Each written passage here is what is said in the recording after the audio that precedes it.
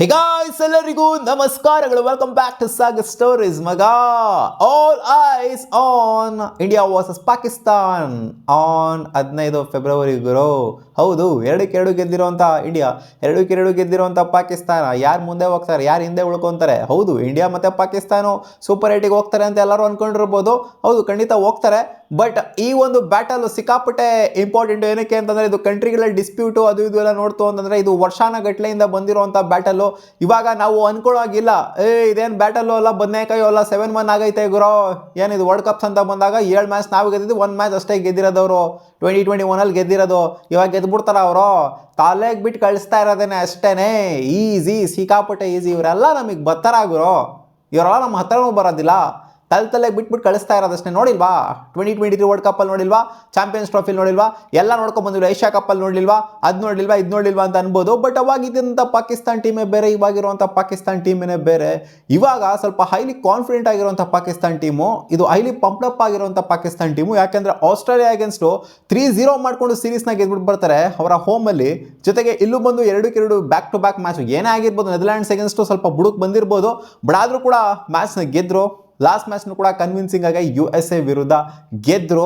So ಈ match ನನಗನ್ಸೋ ಪ್ರಕಾರ ನೋಡ್ತು ಅಂತಂದರೆ, ಕಾಂಪಿಟೇಷನ್ ಇಂಡಿಯಾಗೆ 100% ಪಾಕಿಸ್ತಾನದವರು ಕೊಡ್ತಾರೆ. ಇಂಡಿಯಾಗೆ ಅಷ್ಟು ಈಸಿ ಇರೋದಿಲ್ಲ ಅಂತ ನನಗೇನೋ ಒಂದು ಗಟ್ ಫೀಲಿಂಗ್ ಅನ್ನಿಸ್ತಾ ಇದೆ. ಮ್ಯಾಚ್ ಬುಡುಕ್ ಬರ್ಬೋದು ಅಂತ, ಇಂಡಿಯಾಗೆ ಬಾಯಿಗೆ ಬರ್ಸ್ಬೋದು ಪಾಕಿಸ್ತಾನದವರು ಅಂತ ಒಂದು ಸ್ಟ್ರಾಂಗ್ ಫ್ಯಾಕ್ಟರ್ ಹೇಳ್ತಾ ಇದೆ ನನಗೆ. ಏನಕ್ಕೆ ಅಂತ ಗೊತ್ತಿಲ್ಲ, ಒಟ್ಟಲ್ಲಿ ಹೇಳ್ತಾ ಇದೆ ಗುರು. ಈ ಸಲ ಹೇಳ್ತಾ ಇದೆ. ನಾನು ಲಾಸ್ಟ್ ಟೈಮ್ ಚಾಂಪಿಯನ್ಸ್ ಟ್ರೋಫಿಲೂ ಹೇಳಿರಲಿಲ್ಲ, ವರ್ಲ್ಡ್ ಕಪ್ಪಲ್ಲೂ ಹೇಳಿರಲಿಲ್ಲ, ಇವರು ಬಿಡೋರು ತಲೆಗೆ ಬಿಟ್ಟು ಕಳಿಸ್ತಾರೆ ಅಂತಲೇ ಹೇಳ್ದಿದ್ದು. ಬಟ್ ಈ ಸಲ ಏನೋ ನನಗೆ ಅನ್ನಿಸ್ತು, ಒಂದು ಗಟ್ ಫೀಲಿಂಗ್ ಹೇಳ್ತಾ ಇದೆ, ಈ ಮ್ಯಾಚು ಬುಡುಕೆ ಬರುತ್ತೆ ಇಂಡಿಯಾಗೆ ಅಂತ. ಅಂದರೆ ಸೋಲ್ಸ್ಬಿಡ್ತಾರೆ ಅಂತ ಹೇಳ್ತಾರೆ, ಒಟ್ನಲ್ಲಿ ಬುಡುಕ್ ಬರ್ಸ್ತಾರೆ ಅಂತ ಹೇಳ್ತಾ ಇದ್ದೀನಿ. ಪಾಕಿಸ್ತಾನದವರು ಬಾಯಿಗೆ ಬರ್ಸ್ತಾರೆ ಇಂಡಿಯಾಗೆ. ಈ ಮ್ಯಾಚ್ ಕಾಂಪಿಟೇಷನ್ ಕೊಡ್ತಾರೆ 100% ಅಂತ ನನಗೇನೋ ಫೀಲ್ ಆಗ್ತಾ ಇದೆ. ಏನಕ್ಕೆ ಅಂತ ಅಂದರೆ, ಶ್ರೀಲಂಕಾದಲ್ಲಿ ಆಗ್ತಾ ಇರುವಂಥ ಮ್ಯಾಚು. ಒಂದು ವೇಳೆ ಈ ಮ್ಯಾಚ್ ಇಂಡಿಯಾದಲ್ಲಿ ಆಗಿತ್ತು ಅಂತ ಅಂದಿದ್ರೆ, ಇಲ್ಲ ಬಿಡೋರು ತಲೆಗೆ ಬಿಟ್ಟು ಕಳಿಸ್ತಾರೆ ಅಂತ ಅನ್ಬೋದಾಗಿತ್ತು. ಬಟ್ ಶ್ರೀಲಂಕಾದಲ್ಲಿ ಆಗ್ತಾ ಇರೋ ಮ್ಯಾಚ್ ಆಗಿರೋದ್ರಿಂದ, ನ್ಯೂಟ್ರಲ್ ವೆನ್ಯೂ ಆಗಿರೋದ್ರಿಂದ, ಇಲ್ಲಿ ಇಂಡಿಯಾ ಏನು ಆಡೇ ಇಲ್ಲ ಶ್ರೀಲಂಕಾದಲ್ಲಿ ಅಂತಲ್ಲ, ಸುಮಾರು ಮ್ಯಾಚ್ನ ಇಂಡಿಯಾ ಆಡಿದೆ ಇಲ್ಲಿ. ಆ್ಯಂಡ್ ಏಷ್ಯಾ ಕಪ್ನು ಕೂಡ ಶ್ರೀಲಂಕಾ ನೆಲದಲ್ಲೇ ಗೆದ್ದಿದ್ದೀವಿ ನಾವು. ಸೊ ಎಲ್ಲ ನೋಡ್ತು ಅಂತಂದರೆ, ಸೀನ್ ನೋಡ್ತು ಅಂದರೆ, ಈ ವರ್ಷದ ನೋಡ್ತು ಅಂದರೆ, ಹಳೆದೆಲ್ಲ ಬಿಟ್ಬಿಟ್ಟು ನೋಡ್ತು ಅಂತಂದರೆ, ಈ ವರ್ಷ ಸ್ಪಿನ್ನರ್ಸ್ಗಳ ಡಾಮಿನೇಷನ್ ಅನ್ನೋದು ಪಾಕಿಸ್ತಾನ ನೆಲದಲ್ಲಿ ನಡೀತಾ ಇದೆ.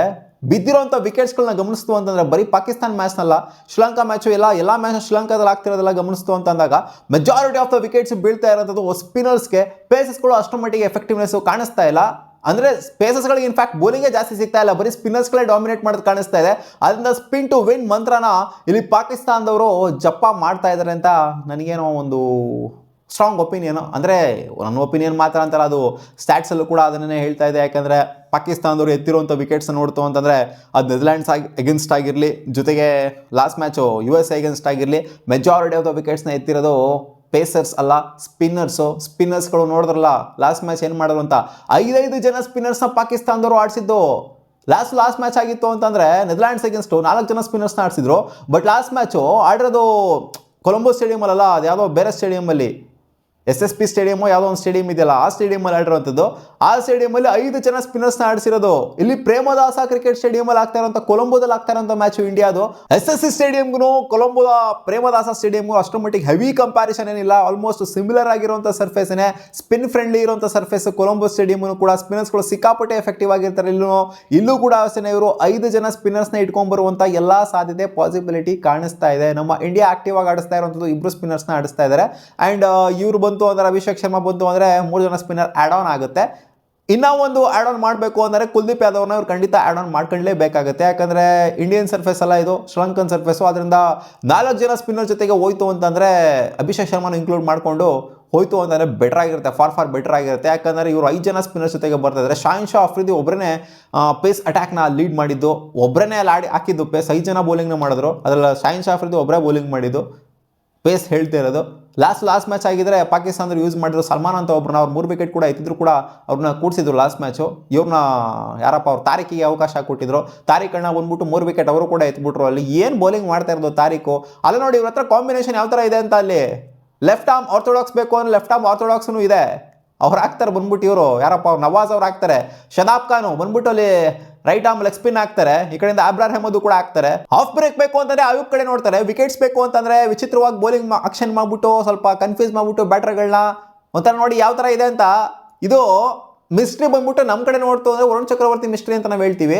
ಬಟ್ ಇಲ್ಲಿ ಮಿಸ್ಟ್ರಿ ಯಾವುದು ಅಂತ ಅಂದರೆ ಇವ್ರು ಯಾವ ಸೆಕೆಂಡಲ್ಲಿ ಬಾಲ್ ರಿಲೀಸ್ ಮಾಡ್ತಾರೆ ಅಂದರೆ ತಾರೀಕ್ ಅವ್ರು ಯಾವ ಸೆಕೆಂಡಲ್ಲಿ ಬಾಲ್ ಹಾಕ್ತಾರೆ, 2 ಸೆಕೆಂಡ್ ಇಟ್ಕೊಂತಾರ, 3 ಸೆಕೆಂಡ್ ನಿಂತ್ಕೊಂಡು ಯಾವಾಗ ಬೌಲಿಂಗ್ ಹಾಕ್ತಾರೆ ಅನ್ನೋ ಥರನೇ ಕನ್ಫ್ಯೂಷನ್ ಇದೆ. ಮಿಸ್ಟ್ರಿ ಆಗೋಗ್ಬಿಟ್ಟಿದೆ. ಸೊ ಸಖತ್ತು ಸ್ಪಿನ್ ಅಟ್ಯಾಕ್ನ ಇಟ್ಕೊಂಡಿದ್ದಾರೆ ಅಂತ ಹೇಳಬೇಕು. ಒಟ್ಟಲ್ಲಿ ವೆರೈಟಿ ಇರೋವಂಥ ಸ್ಪಿನ್ ಅಟ್ಯಾಕ್ನ ಇಟ್ಕೊಂಡಿದ್ದಾರೆ. ಸೊ ಇದನ್ನು ಮುಂದಕ್ಕೆ ಇಟ್ಕೊಂಡು ಹೋಗ್ತಾ ಇರೋಂಥ ಪಾಕಿಸ್ತಾನ ಟೀಮ್ಗೆ ಖಂಡಿತ ಇಂಡಿಯನ್ ಟೀಮು ಚಾಲೆಂಜ್ನ ಕೊಡಲೇಬೇಕಾಗುತ್ತೆ, ಫೈಟ್ನ ಕೊಡಬೇಕಾಗತ್ತೆ. ಅಂದರೆ ಕುಲ್ದೀಪ್ ಯಾದವ್ ಮತ್ತೆ ರಿಟರ್ನ್ ಆಗಲೇಬೇಕಾಗಿದೆ. ಯಾಕೆಂದರೆ ಕುಲ್ದೀಪ್ ಯಾದವ್ ಸಿಕ್ಕಾಪಟ್ಟೆ ಎಫೆಕ್ಟಿವ್ ಆಗಿ ಕಾಣಿಸ್ಕೊಂಡಿದ್ದಾರೆ Pakistan against, especially against Pakistan ಸಿಕ್ಕಾಪಟ್ಟೆ ಮ್ಯಾಚ್ಗಳನ್ನ ಗೆಲ್ಸಿದ್ದಾರೆ. ಕುಲ್ದೀಪ್ ಯಾದವ್ ಅವರು ಸಿಂಗಲ್ ಹ್ಯಾಂಡ್ಲಿ ರೀಡೇ ಮಾಡೋಕ್ಕಾಗಲ್ಲ ಅಂತಂತ ಬೌಲಿಂಗ್ನೆಲ್ಲ ಮಾಡಿದ್ದಾರೆ ಕೂರ್ಲಿಪ್ ಯಾದವ್ ಅವರು. ಅವ್ರನ್ನ ಕೂರ್ಸೋದಕ್ಕಿಂತ ಪಕ್ಕ ತಗೊಂಬಂದು ಆಡಿಸಿದ್ರೆ ಒಂದು ಸ್ವಲ್ಪ ಬೆಟರ್ ಆಗಿರುತ್ತೆ. ಯಾಕಂದರೆ ಸ್ಪಿನ್ ಟು ಲೀಡ್ ಅನ್ನೋ ಮಂತ್ರನ ಬರೀ ಪಾಕಿಸ್ತಾನದವ್ರು ಮಾತ್ರ ಅಂತಲ್ಲ, ನಾವು ಇಂಡಿಯಾದ್ರು ಕೂಡ ಫಾಲೋ ಅಪ್ ಮಾಡಬೇಕು. ಇಲ್ಲಿ ಪೇಸ್ ಅಟ್ಯಾಕ್ ಏನಿದೆ ಅಷ್ಟರ ಮಟ್ಟಿಗೆ ಕೆಲಸ ಇರೋದಿಲ್ಲ. ಸ್ಪಿನ್ಗೆ ಸಿಕ್ಕಾಪಟ್ಟೆ ವಿಕೆಟ್ಸ್ಗಳು ಬಿದ್ದಿದ್ದಾವೆ ಗುರು. ಸುಮ್ಮನೆ ಅಟ್ಯಾಕ್ ಮಾಡೋದಕ್ಕೆ ಅಂತ ಹೋಗ್ತಾರೆ, ಕ್ಲಿಯರ್ ಮಾಡೋಕ್ಕಾಗಲ್ಲ ಗುರು ಬೌಂಡ್ರಿನ. ಅಷ್ಟು ದೊಡ್ಡ ದೊಡ್ಡ ಬೌಂಡ್ರೀಸ್ಗಳು ನರ ಕಿತ್ತೊಡೆದ್ರೂ ಬೌಂಡ್ರಿ ಕ್ಲಿಯರ್ ಆಗೋದಿಲ್ಲ ಅಲ್ಲಿ ಶ್ರೀಲಂಕಾದಲ್ಲಿ, ಕೊಲಂಬೋ ಸ್ಟೇಡಿಯಮಲ್ಲಿ ಆ ಥರ ಇದೆ ಗ್ರೌಂಡ್ ಬಿಡ್ತು. ಸೊ ನೋಡುವ ಅದು ಹೆಂಗೆ ಆಗುತ್ತೆ ಅಂತ. ಒಟ್ಟಿನಲ್ಲಿ ಕಾಂಪಿಟೇಷನ್ ಅಂತೂ ಸಿಕ್ಕಾಪಟ್ಟೆ ಇರುತ್ತೆ ಅಂತ ಅಂದ್ಕೊಂಡಿದ್ದೀನಿ. ಯಾಕಂದರೆ 5 ಜನ ಸ್ಪಿನ್ನರ್ಸು, ಈ ಕಡೆ ಇಂಡಿಯಾಯಿಂದ 4 ಜನ ಸ್ಪಿನ್ನರ್ಸನ್ನು ನಾವು ಎಕ್ಸ್ಪೆಕ್ಟ್ ಮಾಡ್ತಾ ಇದ್ದೀವಿ. ಅಥವಾ ನೋಡೋಣ ಏನಾಗುತ್ತೆ ಅಂತ. ಕುಲ್ದೀಪ್ ಯಾದವ್ ಜೊತೆಗೆ ಹೋಗ್ತಾರೆ ಅಥವಾ ಕುಲ್ದೀಪ್ ಯಾದವ್ನ ಕೂರಿಸ್ಬಿಟ್ಟು ಹೋಗ್ತಾರೆ, 3 ಜನ ಸ್ಪಿನ್ನರ್ಸ್ ಸಾಕು ಅಂತ. ಸೊ ನೋಡಬೇಕಾಗಿದೆ, ನೋಡಬೇಕಾಗಿದೆ. ಒಟ್ಟಿನಲ್ಲಿ ಖಂಡಿತ ನನಗನ್ಸೋ ಪ್ರಕಾರ ಫೈಟ್ ಅಂತೂ ಕೊಟ್ಟೇ ಕೊಡ್ತಾರೆ. ಇಂಡಿಯಾಗೆ ಈಸಿ ಅಂತೂ ಇರೋದಿಲ್ಲ ಈ ಮ್ಯಾಚು.